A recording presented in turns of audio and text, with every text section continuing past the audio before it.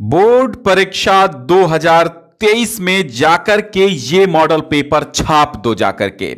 Same ऐसे ही pattern पर आपको 16 फरवरी को मिलने वाला है आपका बोर्ड एग्जाम में मॉडल पेपर।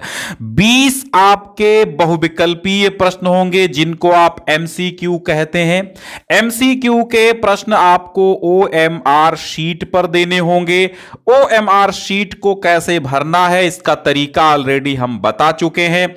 बस हम इस पेपर को आज हल करेंगे। खंड बा और खंड आ। खंड बा में आपको 50 अंक के जो बहुविकल्पीय प्रश्न को छोड़कर जो वर्णात्मक मिलेंगे, इनके आंसर आपको कॉपी में लिखना होगा। और कॉपी में लिखेंगे जब आप, तो कैसे लिखेंगे वो भी ऑलरेडी हम बता चुके हैं। इस पेपर को आराम से हल करते हैं। तो पहला आपको ओएमआर शीट पर इनको फिल करना होगा। ओएमआर शीट कैसे फिल करते हैं हम बता चुके हैं। फिलहाल हम मॉडल पेपर आपको हल करा रहे हैं, तो आप मॉडल पेपर को समझिएगा। हिंदी का प्रथम महाकाव्य कौन सा है? प्रथम महाकाव्य कौन सा है हिंदी का? तो आपको मैं बता दूं, हिंदी का प्रथम महाकाव्य जो है वो आपका पृथ्वीराज रासो है। पृथ्वीराज रासो के रचयिता चंद बरदाई हैं। कौन है? चंद बरदाई हैं पृथ्वीराज रासो के रचयिता। अगला प्रश्न आपका है कि निम्न में से आचार्य शुक्ल द्वारा रचित कहानी कौन सी है? बीसल देव रासो, आपको नरपति नाल लिख देना है। नरपति नाल कौन है? बीसल देव रासो के। खुमान रासो दलपति विजय हैं। दलपत विजय हैं, ठीक है, खुमान रासो के। परमाल रासो के जगनिक हैं। इसी परमाल रासो को हम आल्हा खंड भी कहते हैं, ठीक है।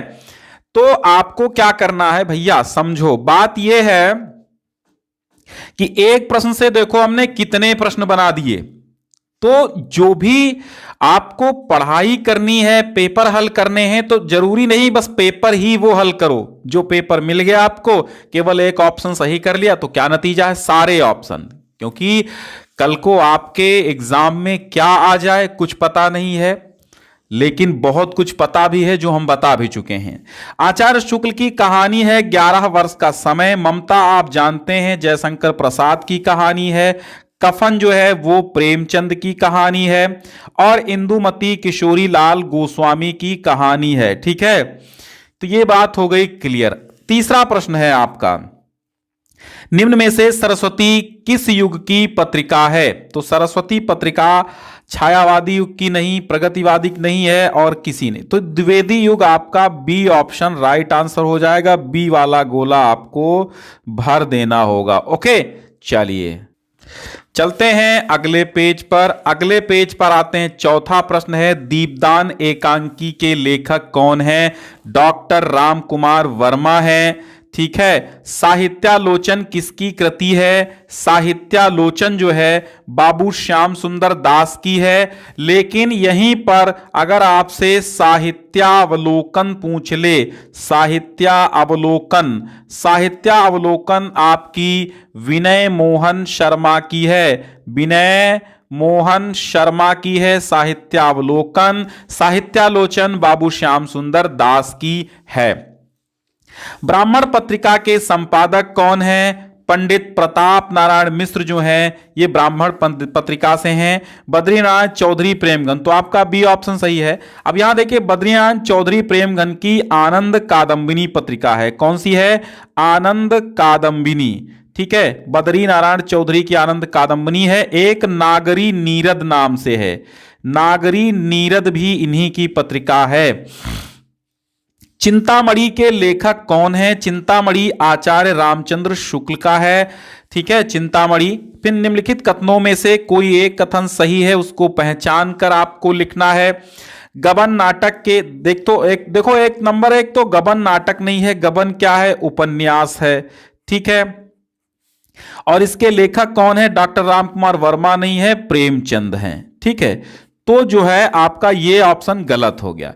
क्या भूलूं क्या याद करूं हरिवंश राय बच्चन की आत्मकथा विधा की रचना है। बिल्कुल ये ऑप्शन आपका सही है, बी सही है। गोदान के लेखक जयशंकर प्रसाद हैं? नहीं। किसके, कौन है? प्रेमचंद हैं गोदान के लेखक। विचार वीथी निबंध के लेखक डॉक्टर श्याम सुंदर दास नहीं है, रामचंद्र शुक्ल हैं। ठीक है, तो ये बात क्लियर हो गई, रामचंद्र शुक्ल जी हैं आचार्य। तो अगला प्रश्न आपका क्या है, 9 नंबर। शोक बिकल रो वहीं सब रानी, रूप राशि बल तेज बखानी, करहि बिलाप अनेक प्रकारा, गिरहि भूमि तल बारहि बारा। कौन सा रस है ये पूछा गया है, रस कौन सा है?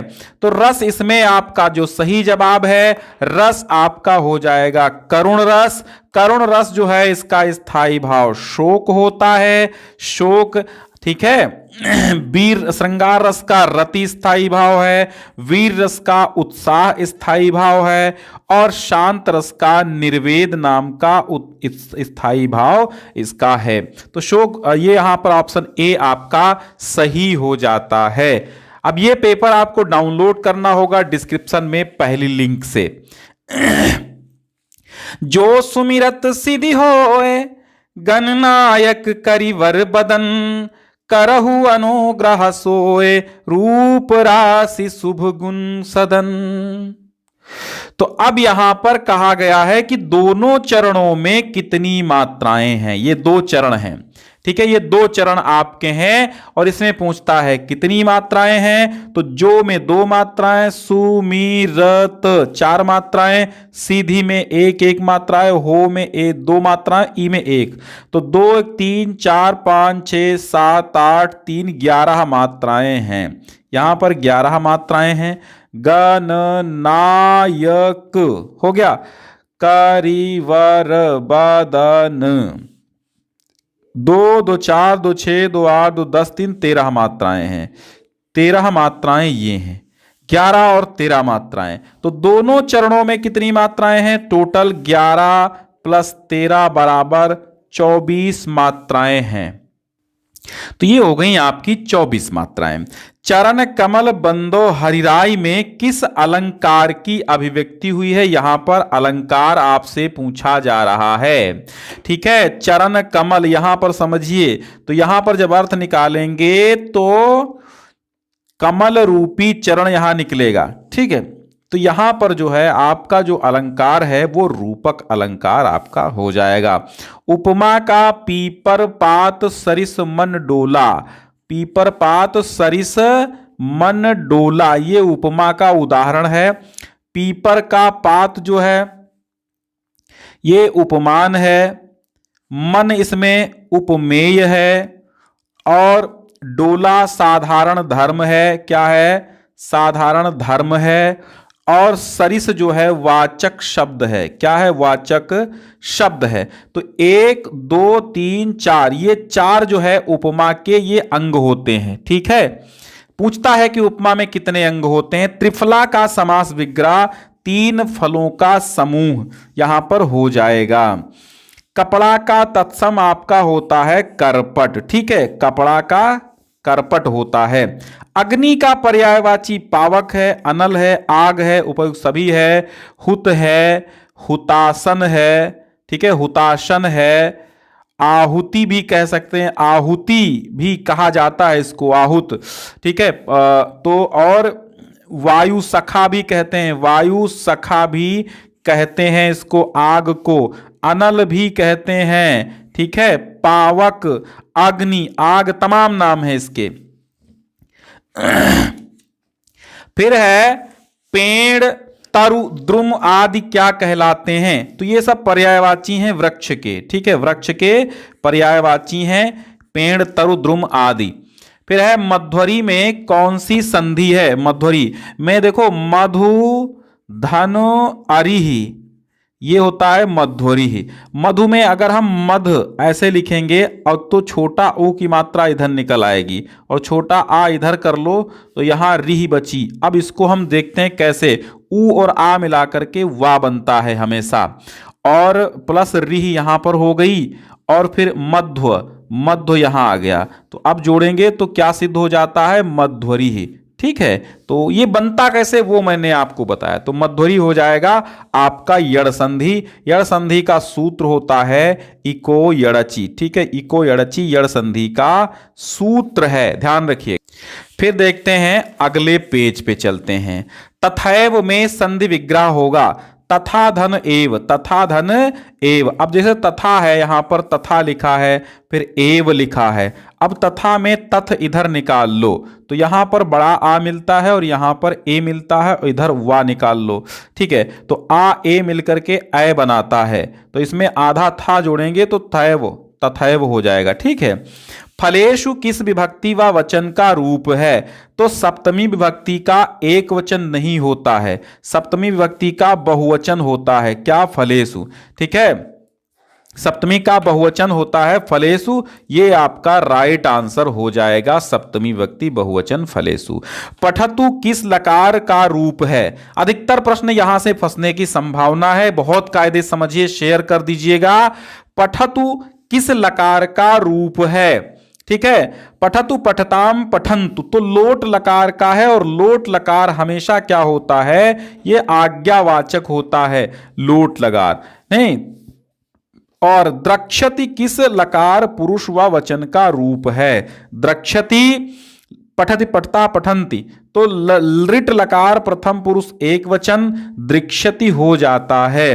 ठीक है, अब आएगा खंड बा, तो ये 20 आपके कंप्लीट हुए। अब आता है खंड बा। खंड बा में आपको क्या करना है, 2 2 2 3 दूनी 6 नंबर के 3 प्रश्न आएंगे, तीनों के उत्तर आपको देना होगा। रेखांकित अंश का हम आपको तरीका बताएंगे कि कैसे इसका उत्तर देना है। ये रेखांकित अंश है, रेखांकित अंश का उत्तर आपको कैसे देना है समझिए। पहले आपको इस गद्यांश को पढ़ना होगा, जब आप इस गद्यांश को बहुत कायदे से पढ़ लेंगे तो आपको पूरा क्लियर हो जाएगा, और फिर आप इसके पहले नंबर 1 इस गद्यांश को पढ़ेंगे, फिर आप इसमें प्रश्न पढ़ेंगे, ये तीनों प्रश्न पढ़ेंगे, फिर आप गद्यांश को जब पढ़ेंगे तुरंत उत्तर आपको मिल जाएगा। जैसे यहां पर पहला संदर्भ लिखिए, तो संदर्भ आप क्या लिखेंगे, कैसे लिखेंगे कि प्रस्तुत, समझिए ऐसे ही लिखना, प्रस्तुत गद्यांश, गद्यांश हमारी पाठ्य पुस्तक हिंदी के गद्य खंड में संग्रहित पाठ मित्रता से लिया गया है। ठीक है, फिर पूर्ण विराम, इसके लेखक, ठीक है, आचार्य रामचंद्र शुक्ल जी हैं।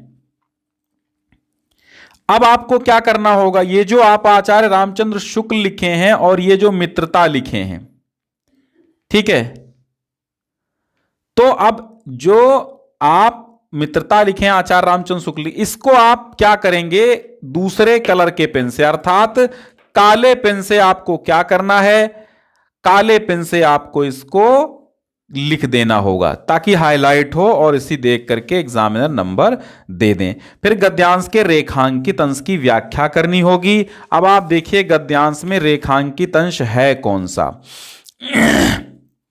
तो आप लिखेंगे आचार्य रामचंद्र शुक्ल कहते हैं कि मित्र का कर्तव्य है कि उच्च और महान कार्य में अपने मित्र की हर प्रकार से सहायता करे, अपने मित्र का मन बढ़ाए और उसको साहस दिलाए ताकि वह अपनी स्वयं की सामर्थ्य माने क्षमता के बाहर कार्य कर जाए। ठीक है, ऐसे आप व्याख्या कर देंगे। फिर है मित्र का कर्तव्य कैसा होना चाहिए। अब कर्तव्य की बात है तो कर्तव्य यहां पर मिल गया आपको एक कीवर्ड, तो कर्तव्य यहां पर मिला है कीवर्ड आपको यहीं पर। तो अब यहां पूछा गया मित्र का कर्तव्य कैसा होना चाहिए, ठीक है, तो आप इधर लिखेंगे मित्र का कर्तव्य ऐसा होना चाहिए कि वह उच्च और महान कार्य में अपने मित्र की हर प्रकार सहायता दे, साहस बढ़ाए, मन बढ़ाए कि वह जो उसका मित्र है वो क्षमता से अधिक कार्य कर जाए। हो गया उत्तर आपका। कितना जीवन बरस पड़ा है इन दीवारों पर, जैसे फसाने अजायब का भंडार खुला पड़ा हो। आप जान गए ये अजंता से लिया गया है। अजंता के लेखक भगवत शरण उपाध्याय जी हैं। ठीक है, भगवत शरण उपाध्याय जी अजंता के लेखक हैं। अब यहां आपको करना क्या है, यहां पर आपको गद्यांश का संदर्भ लिखना है, रेखांकित अंश की व्याख्या करनी है, दीवारों पर बने चित्र किन किन से संबंधित हैं।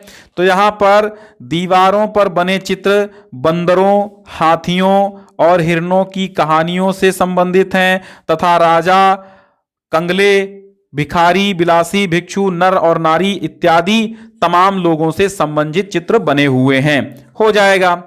निर्भय स्वागत करो मृत्यु का, मृत्यु एक है विश्राम स्थल। जीव जहां से फिर चलता है, धारण कर नव जीवन संबल। मृत्यु एक सरिता है जिसमें श्रम से कातर जीव नहा कर फिर नूतन धारण करता है, काया रूपी वस्त्र बहाकर। पद्यांश का संदर्भ लिखिए, स्वदेश प्रेम हो जाएगा। स्वदेश प्रेम किसका है? स्वदेश प्रेम राम नरेश त्रिपाठी जी का है। तो संदर्भ लिखना ऊपर हमने बता ही दिया है, तो आप लिख लेंगे।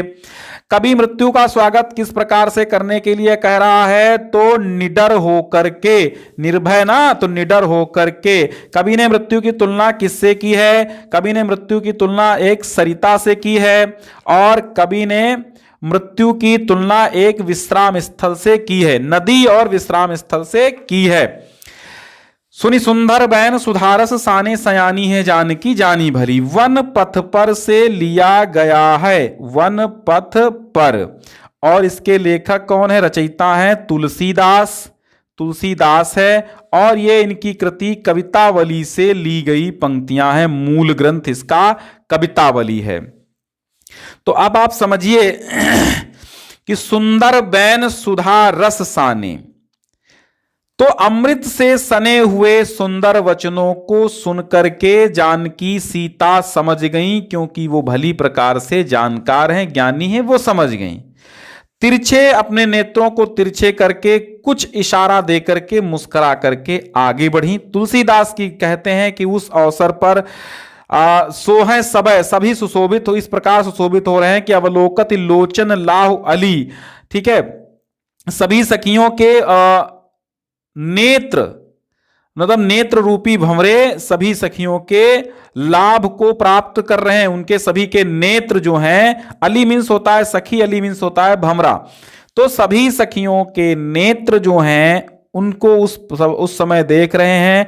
तो ऐसा प्रतीत हो रहा है जैसे अनुराग तड़ाग अर्थात प्रेम रूपी सरोवर, यहां पर रूपक अलंकार है, प्रेम रूपी सरोवर में भानु उदय, सूर्य उदित होने से मानो मंजुल माने सुंदर कंजकली, कमल की सुंदर कलियां खिल आई हों। ठीक है, अब यहां फिर प्रश्न बनते हैं, पद्यांश का संदर्भ, सीता जी के वचन कैसे हैं? तो सीता जी के वचन जो है सुधा रस से सने हुए हैं, अमृत रस से सने हुए हैं। किन्हें समझाते हुए आगे बढ़ी? ग्राम वधुओं को, ग्राम वधुओं को समझाते हुए आगे बढ़ी। पद्य में कौन सा अलंकार प्रयुक्त हुआ है? अभी हमने बताया था रूपक अलंकार। फिर आपका आएगा 4 नंबर में संस्कृत का एक आएगा क्या? गद्यांश, और एक संस्कृत का पद्यांश आएगा। दो आएंगे, एक एक आपको करना होगा। ठीक है, एक करना होगा। तो ऐशा ये कहां से आया? इसमें आपको 1 नंबर का संदर्भ लिखना होगा। ठीक है, तो यहां पर आपको संदर्भ लिखना होगा। संदर्भ के अलग नंबर हैं और अनुवाद के अलग नंबर हैं। 4 या 5 में आएगा, 5 में आएगा, 4 + 1 5 नंबर में आएगा। ठीक है, 5 नंबर में। ऐशा कर्म विराम, थोड़ा सा पूर्णांक गलत हो गया है। ऐशा माने यह, कर्म वीराणाम माने कर्मवीरों की, संस्कृति माने संस्कृति है। कुर्वन्ने वेह कर्माणि जिजीविषेच्छतम समाह, कर्मों को करते हुए, देखो कुर्वन एव ही, अब इसकी हम अगर विच्छेद करें तो कुर्वन धन एव धन इहि। ठीक है, कुर्वन एव इह, कुर्वन्नेवेह, कुर्वन्नेवेह, ऐसे इसकी व्याख्या होगी। कुर्वन माने करते हुए, एव माने ही, इह माने इस संसार में, कर्माणि माने कर्मों को, जिजीविषत माने जीने की इच्छा करनी चाहिए, समा माने 100 वर्षों तक, कर्मों को करते हुए इस संसार में 100 वर्षों तक जीवन की जीने की इच्छा करनी चाहिए। इति अस्या उद्घोषा, ऐसा इसका उद्घोष है। पूर्व कर्म, पहले कर्म, तदनंतरम फलम, इसके पश्चात फल। इति अस्माकं संस्कृते नियमा, ऐसा हमारी संस्कृति का नियम है। इदानीम, आज भी, यदा वयम राष्ट्रस्य नवनिर्माणे संलग्ना, यदा माने जब, वयम माने हम सब, राष्ट्रस्य माने राष्ट्र के, नवनिर्माणे नवनिर्माण में, संलग्ना इसमें संलग्न है। आज भी जब हम अपने राष्ट्र के नवनिर्माण में संलग्न थे, निरंतरम कर्म करणम अस्माकम मुख्य कर्तव्यम, तो हमारा निरंतर कर्म करना हमारा मुख्य कर्तव्य है। निजस्य श्रमस्य फलम भोग्यम, अपने श्रम का फल भोगना, अन्यस्य श्रमस्य शोषणम, और अन्य के श्रम का शोषण, सर्वथा वर्जनीय, सदैव वर्जनीय है। यदि वयम विपरीतम आचरामः, अगर हम विपरीत आचरण करते हैं, तदा न वयम सत्यम भारतीय संस्कृते उपासका, तो हम सच्चे भारतीय संस्कृति के उपासक नहीं है। वयम तदैव यथार्थम भारतीय, हम तभी यथार्थ रूप से सच्चे भारतीय हैं, यदा अस्माकम आचारे विचारे चा, जब हमारे आचार, चा माने और विचार, अस्माकम संस्कृति लक्षिता भवेत, हमारे आचार और विचार में हमारी संस्कृति परिलक्षित होनी चाहिए। ठीक है, हो, तभी हम लोग क्या हैं, सच्चे भारतीय हैं। फिर अगला है, वाराणसी सुविख्याता प्राचीना नगरी, इयम विमल सलिल तरंगाया गंगाया कूले स्थिता। वाराणसी सुविख्यात प्राचीन नगरी है। इयम माने यह, विमल माने निर्मल, सलिल माने जल, तरंगाया माने तरंगों वाली, गंगाया माने गंगा के, कूले माने किनारे, स्थिता माने स्थित है। यह नगरी निर्मल जल तरंगों वाली गंगा के किनारे स्थित है। अस्या घट्टा नाम, इसके घाटों की, वलयाकृति पंक्ति, वलयाकृति माने होता है घुमावदार पंक्ति, ऐसे घुमावदार। धवलायाम माने श्वेत, चंद्रिकायाम माने चांदनी में, बहुराजते माने बहुत सुशोभित होती है। अगणिता पर्यटका, अगणित पर्यटक, सुदूरेभ्यः नित्यमत्रायन्ति, दूर देश से नित्य प्रति यहाँ आते हैं। अस्या घट्टा नाम शोभाम विलोक्य, और इसके घाटों की शोभा को विलोक्य माने देखकर, इमाम बहु प्रशंसन्त, इसकी बहुत प्रशंसा करते हैं। अब आपको 2 श्लोकों में से एक की क्या करना होगा, एक का जो है ये भी 5 नंबर में ही आएगा। ठीक है, एक की हिंदी अनुवाद करना होगा। सर्वे भवन्तु सुखिनः, सर्वे सन्तु निरामयः, सभी सुखी हो, सभी निरोगी हो, सभी कल्याण देखें, और कोई भी दुख का भागी ना बने। मानम हित्वा प्रियो भवति, ये कहां से लिया गया, ये भी भारतीय संस्कृति से है, भारतीय संस्कृति से है। ठीक है, और ये कहां से है, ये जीवन सूत्राणि से है, जीवन सूत्राणि से लिया गया है। तो मानम हित्वा प्रियो भवति, घमंड त्याग कर मनुष्य सभी को प्रिय हो जाता है। क्रोधम हित्वा, हित्वा माने त्याग कर, न सोचती, को क्रोध त्याग करके शोक नहीं करता है। कामम हित्वा, कामनाओं को त्याग करके अर्थवान भवति, धनवान हो जाता है। और मनुष्य लाभम हित्वा, हित्वा लाभ को त्याग कर सुखी भवे, सुखी हो जाता है। फिर आपको जीवन परिचय मैं कहता हूं, आचार्य शुक्ल और प्रसाद याद कर लीजिए, बहुत ज्यादा आते हैं। जीवन परिचय कैसे लिखना ऑलरेडी हम बता चुके हैं, देख लीजिए। तुलसीदास, रामनेत्र त्रिपाठी, श्याम नारायण पांडे, सूर तुलसी हम बताते हैं, हमेशा आता है। फिर आपको 2 नंबर में एक दिया गया श्लोक लिखना होगा जो आपका आपके पेपर में ना आया हो। ठीक है, वाराणसी किमर्थम प्रसिद्धा, अलक्षेंद्रा का आसीन, नागरिका किमर्थम लज्जिता भो, चंद्रशेखरा का आसीत, चंद्रशेखरा कहा भारत वीर आसीत। ठीक है, भारत वीर आसीत, या फिर एक देशभक्त आसीत, देशभक्त आसीत। ठीक है, अलक्षेंद्रा का आसीत, अलक्षेंद्रा एकः यवन सेनापति आसीत, यवन सेनापति आसीत। ठीक है, यवन सेनापति। तो ये हो गया। अब यहां पर आपको उपसर्ग से ऑब्जेक्टिव भी बन जाएंगे और ये भी बन सकते हैं। तो परा का पराभव हो जाएगा, पराभव। अनु से अनुसरण हो जाएगा, अभि से अभियोग हो जाएगा। ठीक है, ये बना देंगे। अनीय से कमनीय हो जाएगा, प्रत्यय उपसर्ग। ठीक है, प्रत्यय लगाइए। त्वा से महत्व हो जाएगा, ता से लघुता हो जाएगा। ऐसे आप यहां पर बना देंगे। फिर आगे बढ़ेंगे तो संस्कृत का अनुवाद आपका नहीं आना है इस बार, ये 4 नंबर इसमें जोड़ करके 9 नंबर का आपका निबंध आना है। कंप्यूटर शिक्षा, पर्यावरण, विज्ञान वरदान अभिशाप, परहेज सरस धर्म नहीं भाई। तो इस प्रकार आपका आना, और अंत में आपका खंड काव्य है। हमेशा आप खंड काव्य में चरिचित्रण याद कीजिए। देखिए ये ज्योति जवाहर से चरिचित्रण आया, मुक्ति दूत से भी चरिचित्रण पूछा जाता है, और अग्र पूजा से भी आपका देखो चरिचित्रण नहीं आया तो सारांश पूछते हैं। मेवाड़ मुकुट से चरिचित्रण आता है। नहीं, हमेशा चरिचित्रण जो है एक खंड काव्य में चरिचित्रण पूछा जाता है। ठीक है, ये हमेशा चरिचित्रण आप देखेंगे, यहां पर चरिचित्रण यहां पर भी पूछा गया है। ठीक है, यहां पर चरिचित्रण, तो अधिकतर चरिचित्रण पूछता है। चरित्र चित्रण जो है वो आप जरूर पढ़ें, और साथ ही साथ सारांश सर्गों का भी पढ़ लें। बेस्ट ऑफ लक, शुभकामनाएं हैं आपके एग्जाम के लिए। आप शेयर करते हैं तो हम समझेंगे कि आप बहुत अच्छे मार्क लाने वाले स्टूडेंट हैं। नहीं शेयर करते हैं फिर भी आप अच्छे मार्क लाएंगे, ऐसी हमारी शुभकामनाएं हैं। तो आपका मतलब मर्जी आपकी है, शेयर करें या ना करें। हम चाहते हैं कि आप शेयर कर देंगे तो ये जो पेपर हमने बनाया है, इतनी मेहनत की है, और ये पेपर बहुत इंपॉर्टेंट क्वेश्चन का संकलन है, तो तमाम बच्चों के साथ पहुंच जाएगा। आपका मार्का जो आपको OMR शीट में भरना है वो ये रहेगा। तो AB है, AC है, DC है, जो भी है वो आपका मार्का रहेगा।